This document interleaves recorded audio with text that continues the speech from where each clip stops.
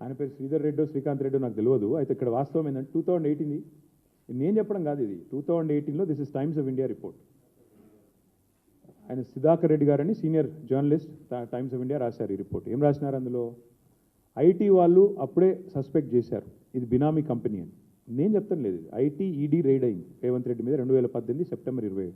అందులో ఏం రాశారంటే స్పష్టంగా ఈ కేఎల్ఎస్ఆర్ అనే కంపెనీ నుంచి చాలా అడ్డగోలుగా పైసలు రేవంత్ రెడ్డి కుటుంబీకులకు సంబంధించిన భూపాల్ ఇన్ఫ్రా, సాయి మౌర్య ఎస్టేట్స్ అనే కంపెనీలోకి వచ్చినాయి. అసలు వాళ్ళకి వీళ్ళకి ఏం సంబంధం లేకుండా ఎట్లా వచ్చినాయనే విషయం మీద ఆరాధిస్తే ఇది బినామీ ఏమో అన్న అనుమానం వస్తున్నది అని టైమ్స్ ఆఫ్ ఇండియా కథనం, నాది కాదు. మరి ఇవన్నీ చూస్తుంటే ఏమనిపిస్తుంది మీకు? ఇటేమో రైడ్లో అక్కడికి వెళ్ళి ఇక్కడ డబ్బులు వచ్చినట్టు కనబడుతుంది. ముఖ్యమంత్రి స్వయంగా కార్లో తిరుగుతాడు. సడన్గా ముఖ్యమంత్రి ఈయన కాగానే మరి దివాలా తీసిన కంపెనీకి 6,000 కోట్ల వర్కులు వస్తాయి. ఏమనిపిస్తుంది మీకు?